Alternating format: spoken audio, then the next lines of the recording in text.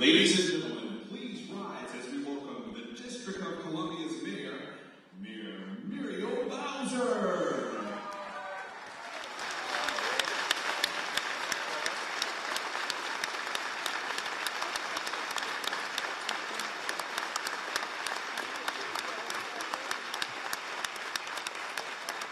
Thank you, everybody, and good evening, please. Isn't it great to be in this beautiful theater in the District of Columbia?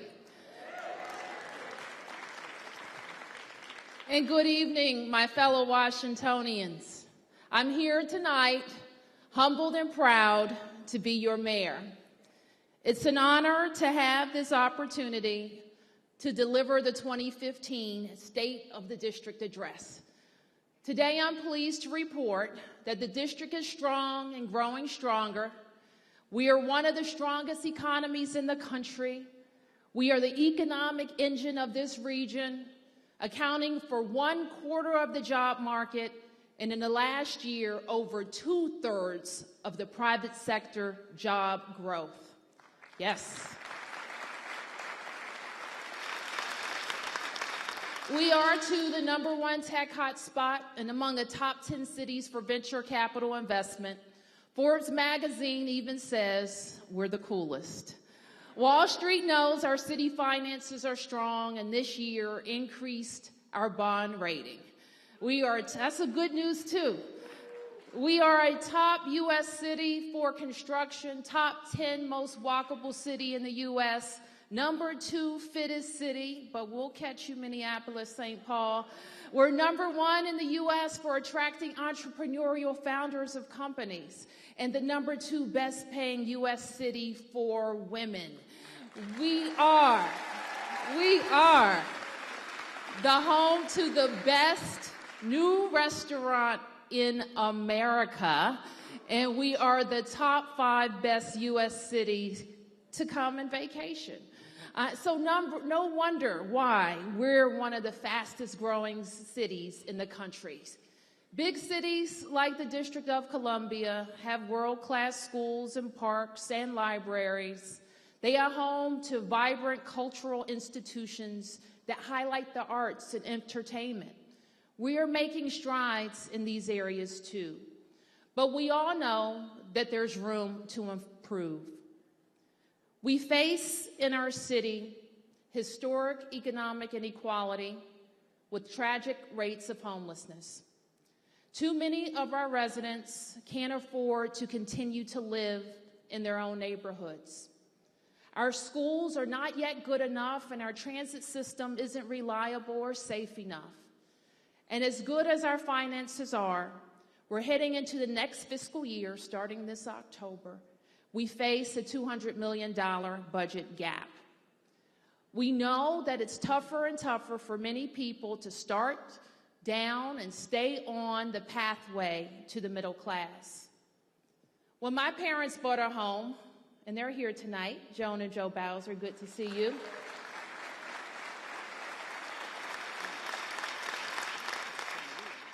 They bought a simple 3-bedroom home in 1960 in Ward 5's North Michigan Park. They could afford to do so on 2 modest government salaries. Growing up in that middle-class household meant that we had food in the fridge, new clothes at the start of the school year, and money in our pocket to go to the movies or a vacation every now and then. Growing up middle class meant that my siblings and myself, we didn't always have everything we wanted, but we always had everything we needed. So back in 1960, when my parents bought their home, the average home in D.C. cost, get this, about $15,000. That was only 3 times the average family income. Today, the median home value tops $500,000, and that's 6 times the average family income. If we're going to be a city where families can stay and grow, we must do more to create opportunity for them. Creating opportunity means, that's right,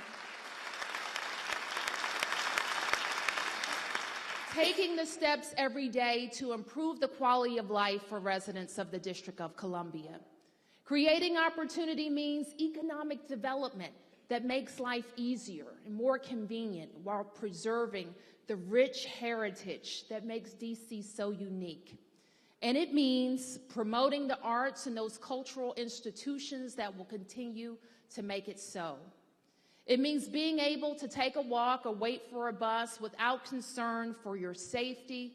It also means access to the modes of transportation that you need to get to and from your daily life. And it means neighborhoods that welcome all district residents, whether they've been here 5 minutes like some or 5 generations like the Bowser family. Sometimes it means just getting out of the way, especially for small businesses, so they can get to work. But it always means creating pathways to the middle class. Now, you may have heard me say the following 2 words. In fact, I know you have. Fresh start. And some have called it a catchy slogan. Others have embraced it on social media.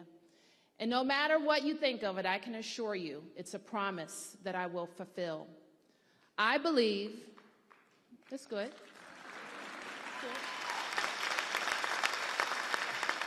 I believe it is critical that we walk forward together, proud of all the things that we have accomplished and where we stand, yet step away from the shadows that haunt our past. We achieve this and uphold the public's trust by doing what we say we will do, being responsive to what residents want and demand, and striving always to be open and transparent. You have my commitment that my administration understands that integrity is paramount, and we are forever grateful to those who came before us. We are always committed to the residents who rely on us, not just today, but every single day. On the campaign trail last year, for the last 2 years, I told you that a Bowser administration would reflect your values and beliefs.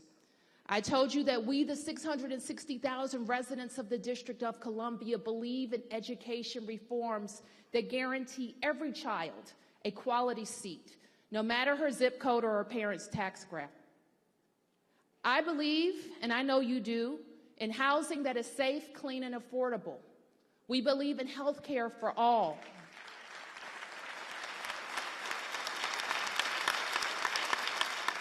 We believe in marriage equality, a sustainable DC, a level playing field for women, African Americans, Latinos, and DC residents of every background and belief. We believe that taxation without representation is fundamentally undemocratic.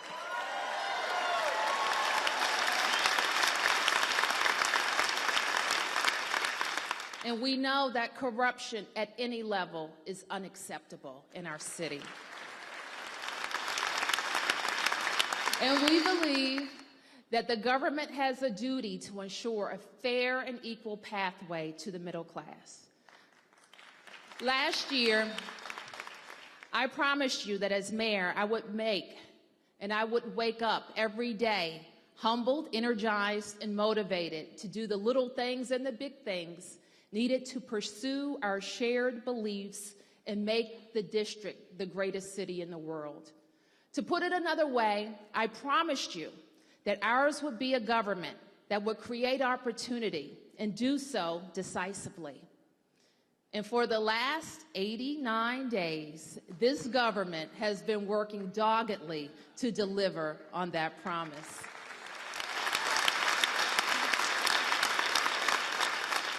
So I walked the halls of Congress and the White House.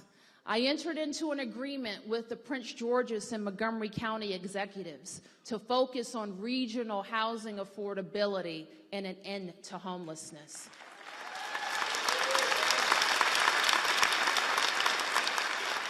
I've traveled to Austin, Texas to sell our tech community and to New York City to achieve a better bond rating. I've hosted the mayors of Mexico City and of Paris. I've made big asks of billionaires and hosted foreign investors.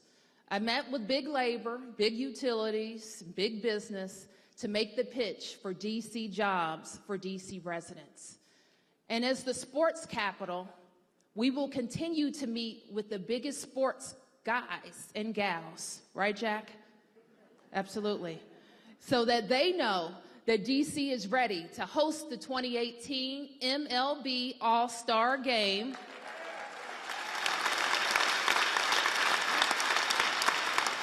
And perhaps a Super Bowl one Sunday.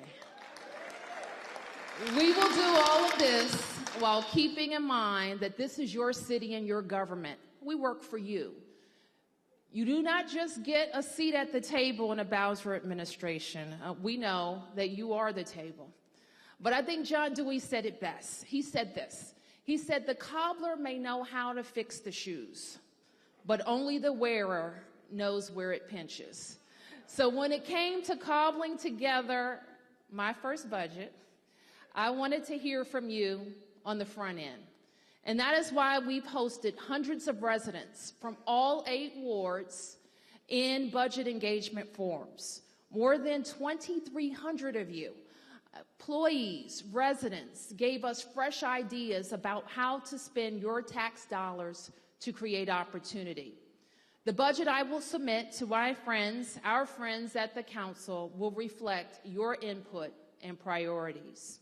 It will also reflect the looming $200 million budget gap that will require some tough decisions in order to pave the way to the middle class and allow those who need it the most to prosper. Dr. King challenged us to develop a kind of dangerous unselfishness. We will do that by giving a little more to create and preserve affordable housing, to care for our homeless neighbors, and to invest in safe and reliable transportation, to get residents to work, school, and keep visitors coming to the District of Columbia. We will do that by making Black Lives Matter more than just a hashtag.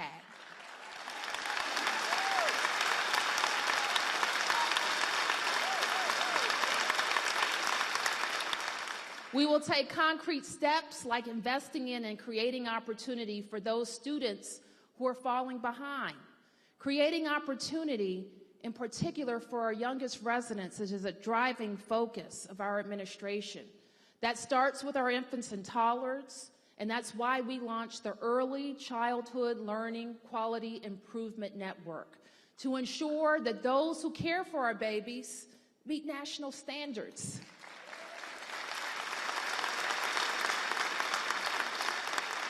We have the fastest improving urban school district in the nation. We should congratulate our chancellor, our teachers, our staff, and our officials who are standing strong for school reform. But we know we also need to increase the pace of reform. Nowhere is this more necessary than in our middle schools. That's why in the next year's budget, we will spend $15 million to support our middle school students with more extracurricular activities, summer programming, and international travel. We will create a state-of-the-art middle school in Petworth at the former McFarland.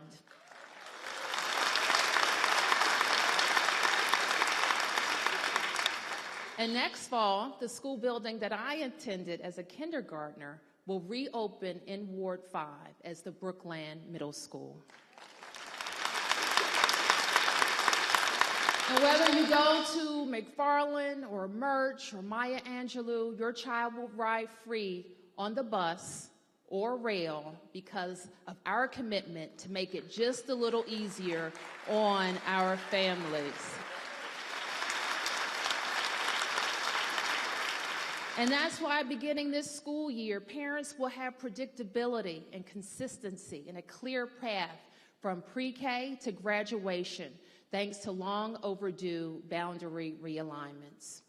We take these steps because we know that when children succeed, we all succeed. For our older students, we have to turn the corner at UDC. and align our community college with the careers that will yield pathways to good-paying jobs and to the middle class. Last week, I announced the creation of the LEAP Academy. The Academy is born from a simple idea. We will train district residents to work in the district government. The district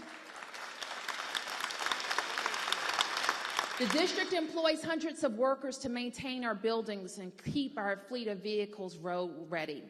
The Academy will serve as a conduit for motivated district residents to enter the workplace in a good, steady job and begin down the pathway to the middle class, all while providing you with first-class city services.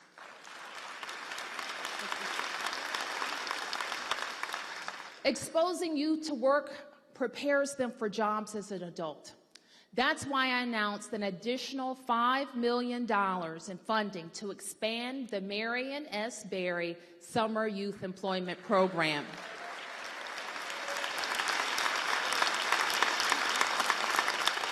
The program will now serve young people ages 22 to 24. Creating employment opportunities means rethinking our workforce development investments. Did you know that our creative economy generates over $19 billion to the local economy annually? We should be more creative in how we think about investing in the arts so that we're retaining and developing a creative workforce that not only provides revenue and jobs, but that sustains the district as a cultural capital.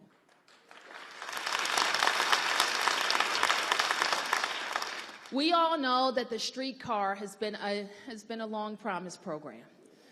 It's been long on promises and short on results. But tonight we pledge that that changes now. I promise you that we will get the streetcar along 8th Street and Benning Road up and running.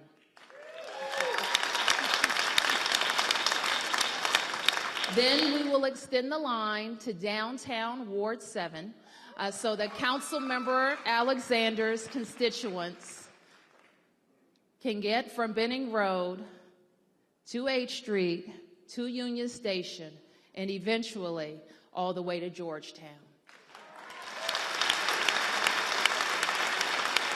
Earlier this month, we announced a new technology partnership with Howard University that will, some Howard grads out here?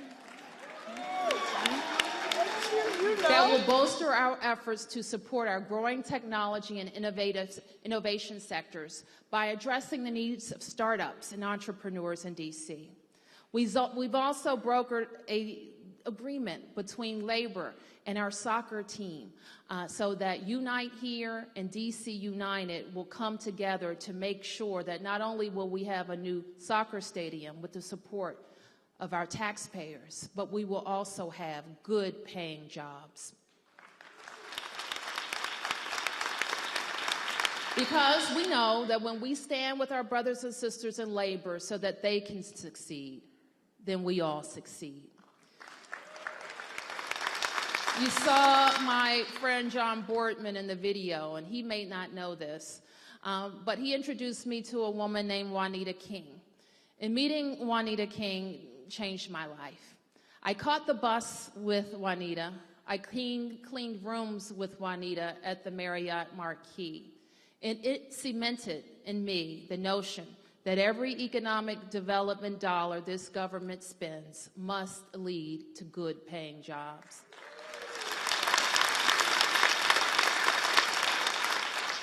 In the coming year, we are committed to this goal. We will look for new opportunities to get D.C. residents, including returning citizens, on the job, whether it's by way of our largest infrastructure projects or by creating incentives to attract and retain businesses, large and small. We will make, in this commitment, first-time capital investments to reinvigorate Upper Georgia Avenue at Walter Reed and to spur development at Hill East. We will experiment with our RFP, a new endeavor to give the community the first opportunity to shape development. We will try it first right down the street at Parcel 42 in Shaw.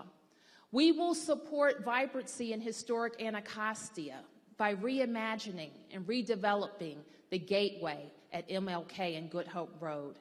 Just this week, I announced our intention to redevelop a huge government-owned parcel right at that very important intersection. And we will ensure that our small businesses are given a fair shot to compete for work on all of this development that's moving in our city. Your government is hard at work to give everyone a fair shot. We are active participants in President Obama's My Brother's Keeper initiative to narrow the achievement gap that is too pervasive in America today. Late last year, I invited a group of 100 boys to take the Audacity of Hope challenge. The participants were challenged to read President Obama's book and to examine how they can each improve themselves by improving their communities. Each time I meet with the participants, I'm struck by their tenderness and their desire to be engaged. They are not as tough as they think they are. They're not even as tough as you think they are. What they are looking for is a pathway. What they are looking for are caring adults to show them the way. They are not looking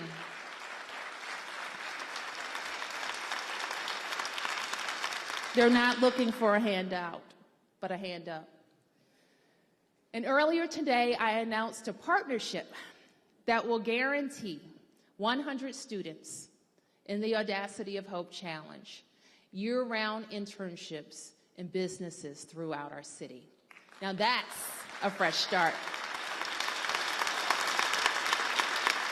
And tomorrow, I'm excited to say that I will announce the first ever deputy mayor for greater economic opportunity. The deputy mayor will be charged with creating solutions to improve outcomes for residents who face challenges to enter the workforce and start their way on the path to the middle class. Because we know that when they succeed, we all succeed. Being mayor of my hometown is the greatest job in the world and the greatest honor. We are a city on the move, and we have our share of challenges, but many of the decisions have been easy in the last 89 days. Like standing up for marriage equality as we did by urging the Supreme Court to end marriage discrimination nationwide. Like deciding not to send any district employees to Indiana because we always, where's Grasso? Grasso's absolutely right. Because we know that when we stand with the LGBTQ community, we won't sit by. We stand in our city, and we won't stand by while other cities discriminate against the LGBTQ community. We stand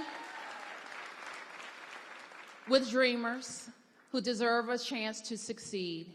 And we also join hands with our Congresswoman and our fighter on the Hill to stand up to the bullies like Congressman Andy Harris of Maryland's 1st District, who seek to undermine the will of D.C. voters.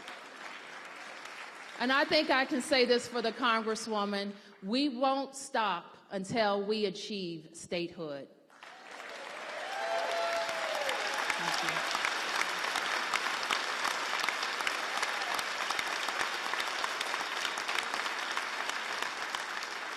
We will stand together for the district's right to spend its dollars. As a council member, I supported Phil Mendelson's efforts for budget autonomy. And as mayor, I stand with him, the council, and the 83% of D.C. voters who approved the referendum. Because when we stand together, we will succeed.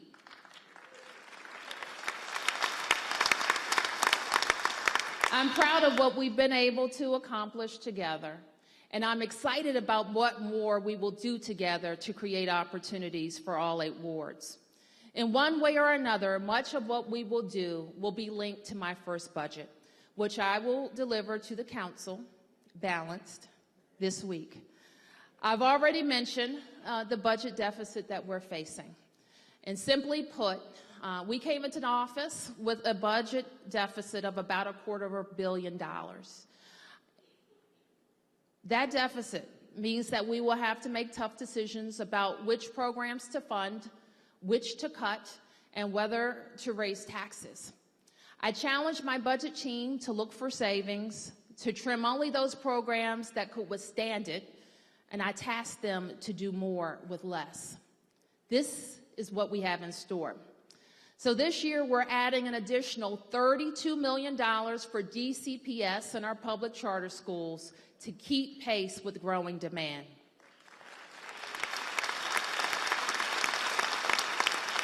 Our public school system will enroll 2,000 more students this year. We're growing. We're making capital investments in our DC public schools so students can be comfortable, engaged, and inspired. These investments will do much to improve educational outcomes for our students. Unfortunately, the prospects of success for many students are poor. For instance, by fourth grade, nearly 50% of Black and Latino males are reading below grade level. We know we have to do a better job engaging these students and accelerating the pace of academic achievement so that they have an equal chance of being successful in college, career, and in life. They aren't failing themselves. We are failing them. To address this failing, in my first month in office, I stood with Chancellor Henderson, and we announced a $20 million initiative to empower young boys and men of color. We will also launch an all-male public high school that will focus on the academic success of these boys.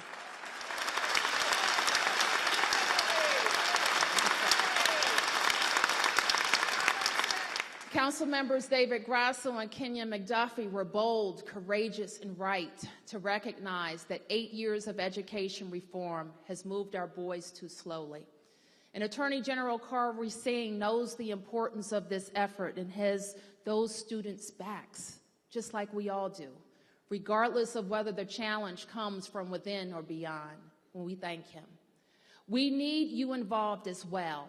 And that's why we launched the 500 for 500, an effort to recruit mentors to participate in the Empowering Males of Color initiative. We are very proud to say that we're 2/3 of the way there, which means we have 1/3 of the way to go. And students have been matched with a mentor to improve their literacy skills and enhance their sense of self-worth. And there is more we can and will do. Last year, the council approved unanimously the creation of the at-risk student formula. Not an equal student funding formula, but a formula to give the schools with the most kids facing the most challenges the resources necessary so they can succeed.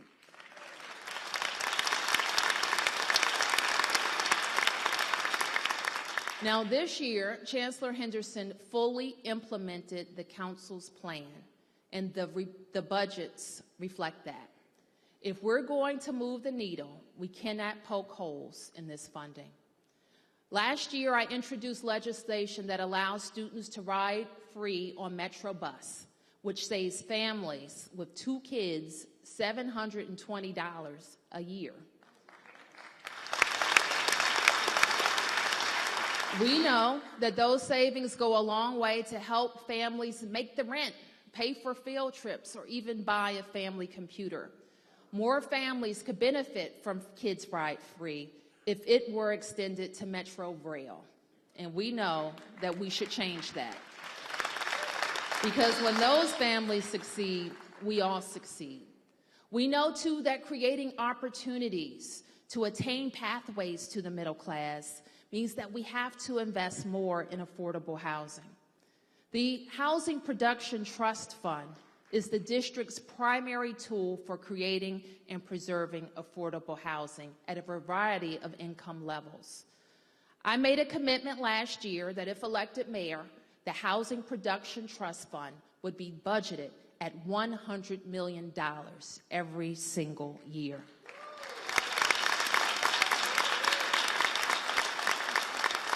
And I'm proud to say that we will deliver on that promise. I know we will, because the at-large council member for housing, that's what I call her, Anita Bonds, is going to fight for it.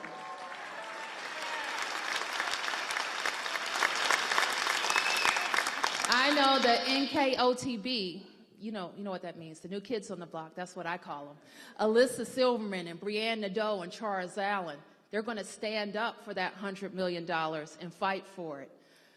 Isn't that right? New kids on the block? Part of that effort will entail a genuine commitment to new communities. I spent a great deal of time as council member shining a light on the failings of that program. Now I pledge to you to redouble my efforts to get it right. Today, the district's Interagency Council on Homelessness finalized a plan to end homelessness by making it rare, brief, and non-recurring. And with the council's support, of our homeless funding plan, we will deliver on another promise: ending family homelessness by 2018 and chronic homelessness by 2025 in the District of Columbia. And you told me, Bowser, DC General is no place to raise a child. And we will, with your support, close DC General once and for all.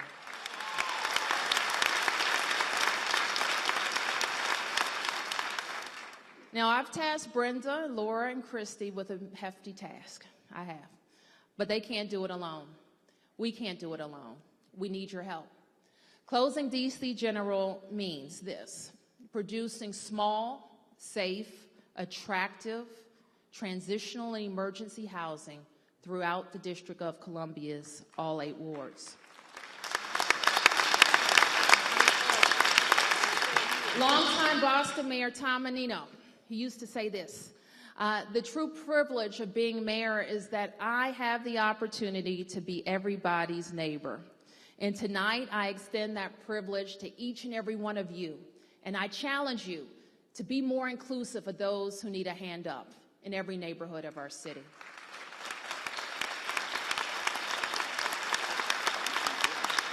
Because we know when they succeed, we all succeed. We succeed, too, when we take steps to ensure a healthy population.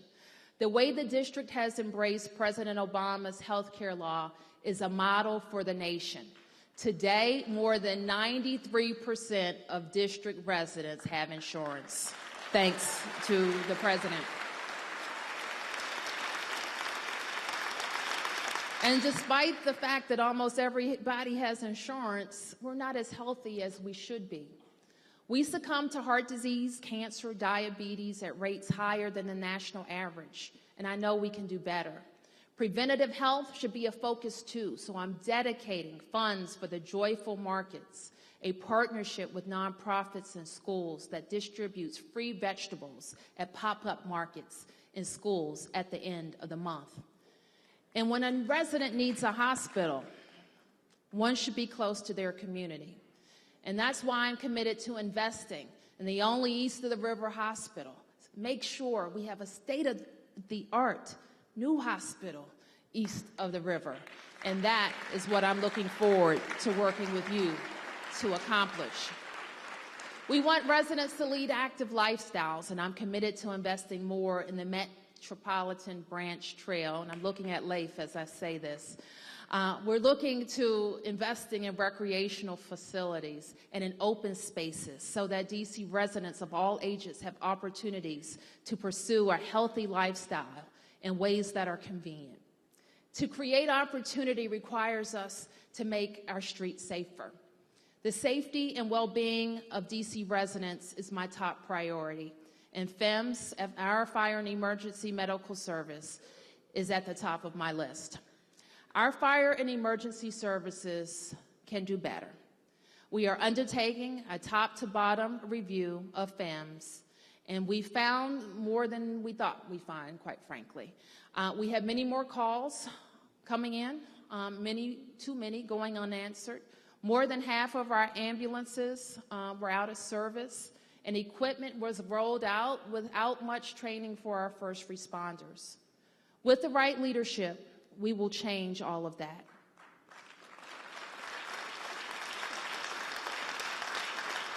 So we did a nationwide search and found a professional, collaborative leader from the other Washington in Seattle. He led a department with an international reputation for its fire-based EMS performance, and I am certain that Chief Gregory Dean will work with our brave men and women who are our first responders to move the department forward in ways that will give you more confidence and comfort in your homes. Chief Kathy Lanier and her team at MPD are working hard to do that too. In the early 90s, the number of homicides in the district regularly topped 400 a year. Street gangs and open-air drug markets seemed to consume entire neighborhoods, and the violence grew to epidemic proportions. This was the era when the district was known as the murder capital of the world. But from 2008 to 2012, we reduced homicides by more than half to a level the district had not seen in nearly 50 years.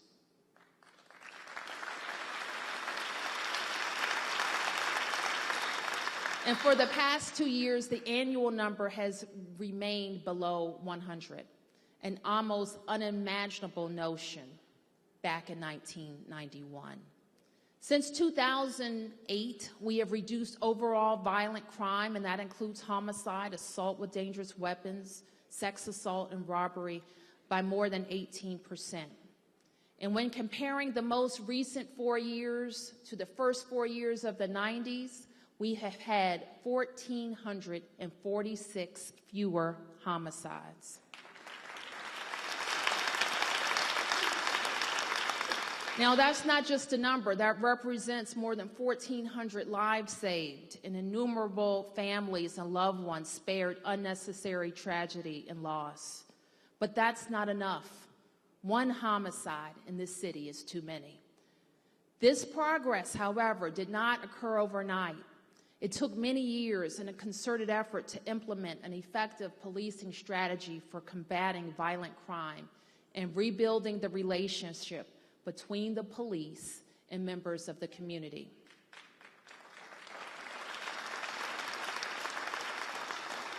Our progress on this front must continue, even in the face of a looming retirement bubble that will see us lose more officers each year than we can reasonably hire and train. We will increase the number of officers on the streets this year by making sure that more officers are retained and that the maximum number of officers are out on the streets, not doing desk jobs.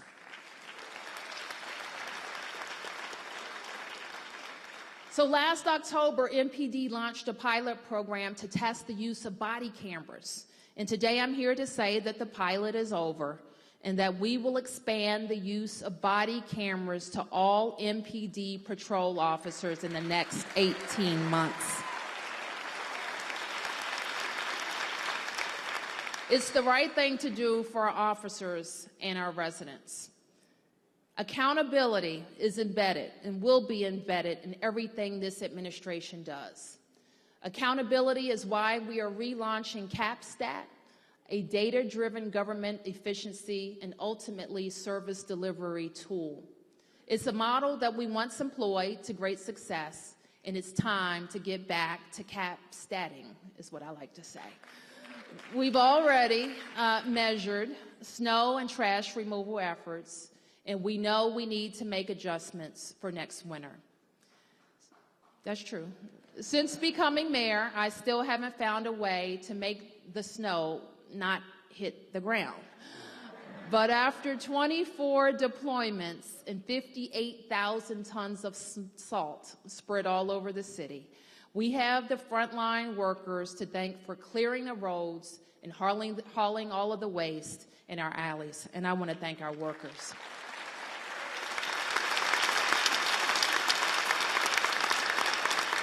So when it became apparent that the weather made us fall too far behind on collections, I called the leadership in management and labor into my office and charted a path forward. We declared all hands on deck, and with the help of our frontline workers and a few private haulers, we hauled over 1,000 tons of trash in a matter of 3 days. My commitment for the next season is that we will find efficiencies and borrow a few best practices, and we will for sure communicate better with residents about what we as a government can and will do.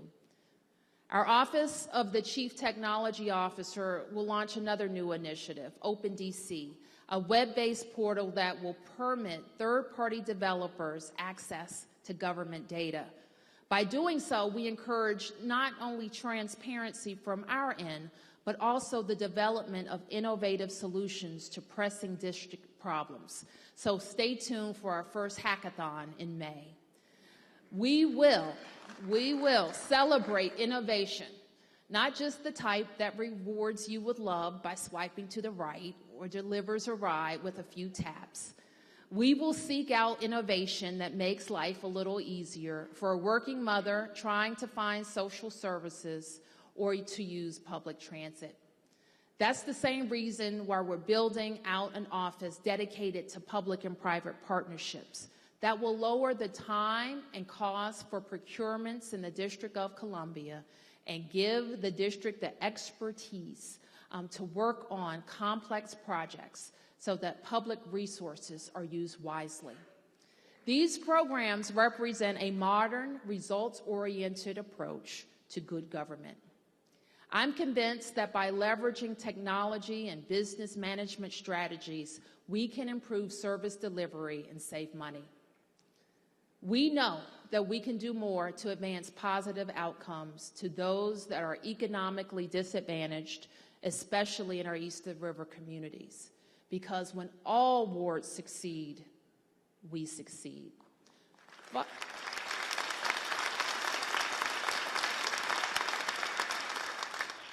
So before we close tonight, we must acknowledge the job of keeping our streets safe is a shared responsibility.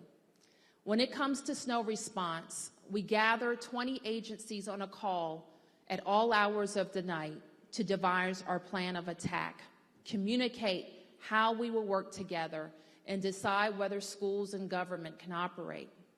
For too long, when an act of violence occurs that we know could lead to further acts, we have looked solely to the brave men and women of the Metropolitan Police Department to end the cycle of violence.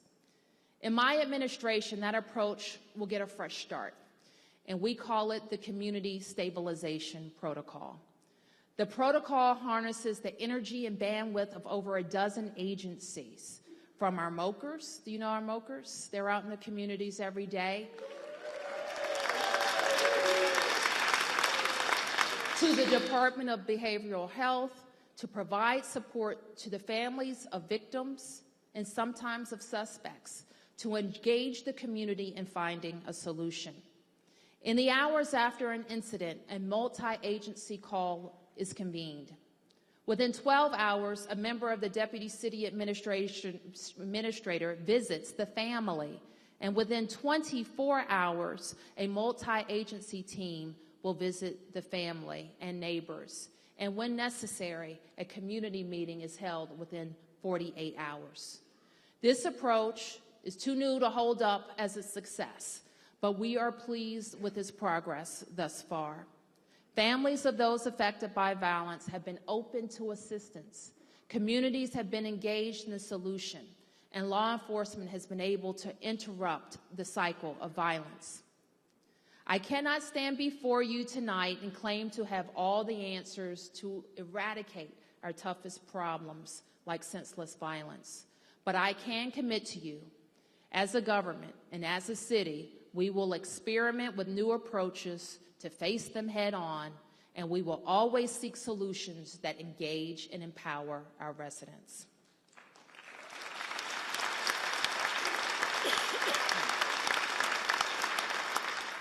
Tonight, I've spoken about the work we've done already to fulfill promises made, and I've detailed how we will continue to create opportunity in the coming months. And I've spoken about how this administration strives every day to be responsive, inclusive, and decisive. I've spoken about this government and that it belongs to you, and about how we're opening its doors to allow you better access. I want to come back to a point that I started with.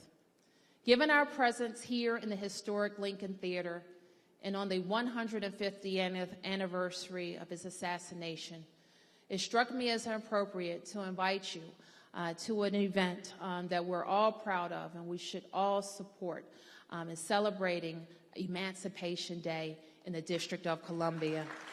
And let me thank Councilmember Vincent Orange for his leadership, for his energy, and for never letting us forget our history.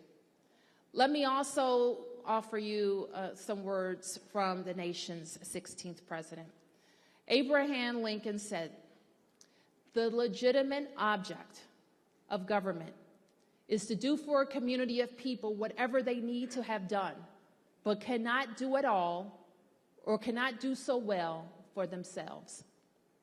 You elected me to do what needs to be done to create opportunity for you and your family, to blaze a path to the middle class, to improve schools, make our streets safer, and our population healthier. You know that I cannot do it alone. We want your help, and we need your help. We want you to be engaged. We want you to make demands of us, and we want you to hold us accountable. I began tonight by recalling some other promises I've made previously, and I'll end by making yet another one. Every day I wake up humbled and grateful that you have placed in me your trust, that you believe that I'll wake up every day to do the best job I can for the residents of the District of Columbia. I promise to live up to your expectations, to make yours a government that is open, accessible, transparent, and responsive to your needs. We pledge to make you proud, because when we succeed together, we all succeed as a great city. Thank you for being here tonight, and may God continue to bless the District of Columbia.